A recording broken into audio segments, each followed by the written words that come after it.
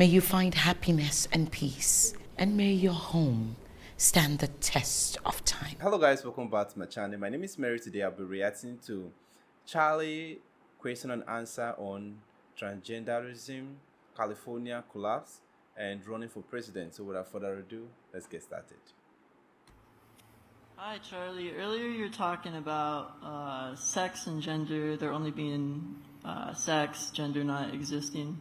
I was wondering like how you define male and female and like what criteria you use to define them?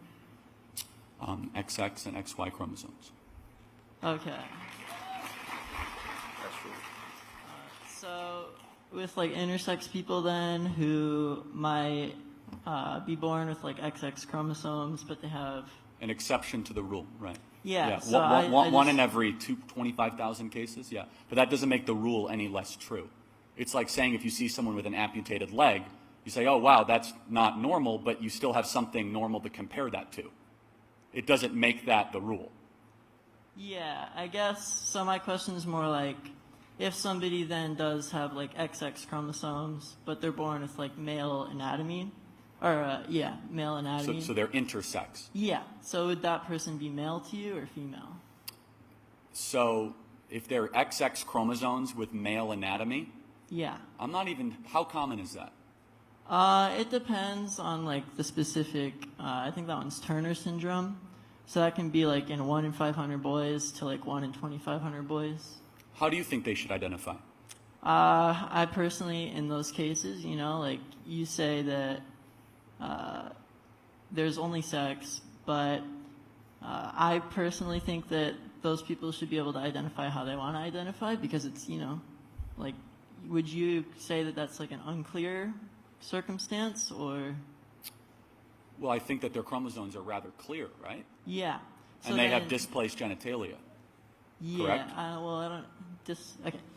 But, so you would want them then to present as female, even though Well, it's they not a have, matter of what I want them to present, it's what they are. yeah, so they should. And wait, did you say 1 in 500 cases? Yeah. That's insanely made up, I gotta be honest. Like, I doubt that. you said 500,000 or 500? 500. No way. That's, yeah. Yeah. It's what? Yeah, so 1 in 3,000 is more accurate. Okay. All right, we can use 1 in 3,000. So, Oh, just Yeah. a factor of 6, but yeah. so then do you think that those people who are, you know, they have male anatomy, they should wear dresses, present femininely? What is their hormonal makeup? I'm curious. Those people would have like male, like testosterone. So They would have more testosterone than estrogen. Yeah, in those cases. Yeah, I'd have to think about that actually. Yeah, I'd have Okay. to think about that. So then, but the fringe case should not dictate the rule. Well, And that's the yeah. point. But Is I- that fringe cases in any scenario, whether it be rape, incest, and abortion, or intersex with trans issues, is not the heat or the heart of the debate at all. In fact, if I understand correctly, the study on intersex, again, it's somewhat of a distraction of the few fringe cases that there can be at the young age, like surgery that actually ends up helping based on the hormonal makeup. Is that not right? I mean, I think like it's better when they're adults to have certain procedures like that done. I think it can lead to issues when it's done when they're younger, but I do think that there are. So then if you think that, do you think anatomy has anything to do then with determining biological sex? In like, when you say determining biological sex, do you mean like in how we define sex or like? Again, I'm just curious. Again, I just want to reiterate, we don't have 15% of high school girls in America that are quote-unquote non-binary because of intersex issues. We have 15% of high school girls saying they're non-binary because it's a social contagion that is infecting people that are perfectly normal and healthy with XX and XY perfectly functioning genitalia systems. That's the real issue. And so, while I acknowledge this is incredibly murky and I need to think about it, this is a rare disease to muddy the issue up that biological reality needs to continue to exist regardless of somebody's own personal imagination. Yeah, I think so. Like from my understanding of sex, like like reproductive biologists don't necessarily use chromosomes. They use like what gametes you produce, like what sex cells, so like sperm or ovary. But I don't know that. Let me try to find some common ground here, Yeah. okay? So when the Biden government comes out and they say that men can take drugs to lactate and chest feed, do you think we've probably gone too far? I haven't seen Biden say that. So That's okay. He didn't. His government did. But I'm just trying to find some common ground because, like, when the government says that it's, how about this? When the government calls women that are pregnant birthing people, do you think we're probably going too far? I think I mean, I'd have to ask you like more questions about what you believe because I don't know. It's pretty simple and transparent. Yeah, I believe what people have believed for 5,000 years, that there's man and woman, and that you can't pretend to be something that you're not. I also believe what 99% of Americans believe. So it's really not that complex. But the fact you can't immediately answer gets right to the point of this, which is that we have this radical ideology that has infected every major part of American society.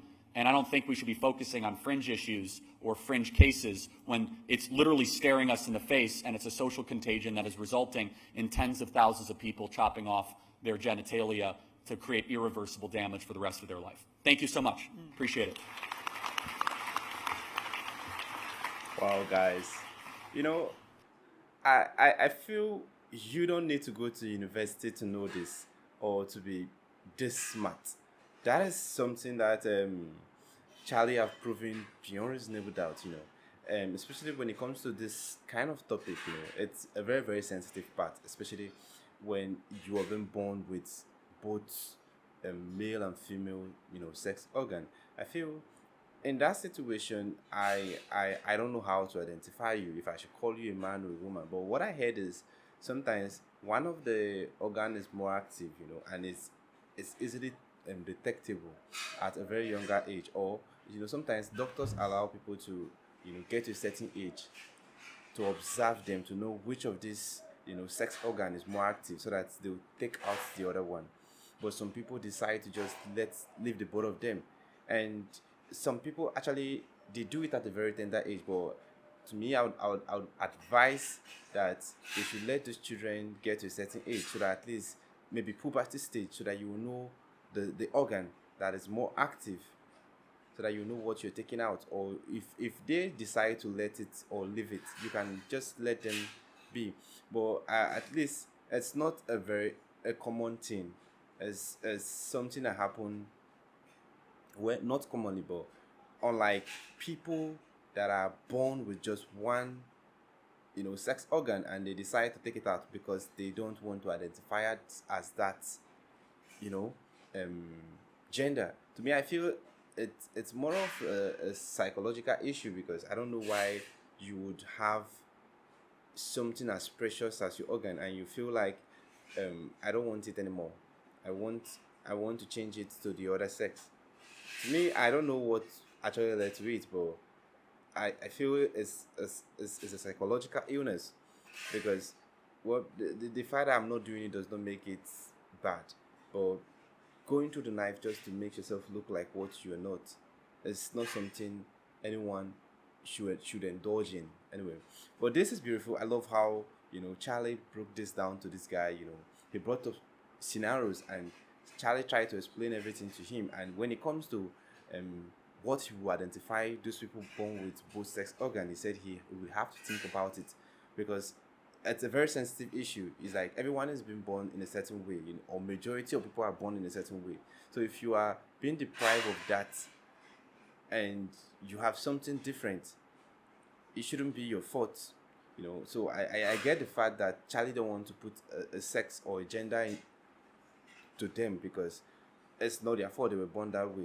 But my only issue is when you decide by yourself, okay, you don't like your gender. I don't know. I just feel like, well, maybe because it's not common in Africa, well, people are indulging in it, but it's not common, and we have laws against such acts. But I feel, be proud of who you are, be proud of what you have. The gender you have is the gender you have been born with is the best gender you ever wish to have. I've seen people, or I've heard stories of people that they decide to change their gender and they're regretting it. Okay, you know, you can dress like whoever you want to dress like, but just leave those organs, because forever is a long time, or not, maybe not forever, but if you compare the years you are going to stay here without those organs, it's way more than the years you'll be here. You know, you've been here with it. So just let it be. You can dress the way you want to dress, but let those organs be. You can decide to change your mind one day and just be proud of who you are. And there are decisions you can take now that are irreversible, and those decisions will hurt you later. Anyway, I don't know who I'm talking to, or whoever is agreeing with me or disagreeing with me. Please let me know your thoughts in the comment section. It is your first time visiting the channel, click on the subscribe button. Thanks for watching, and remember this.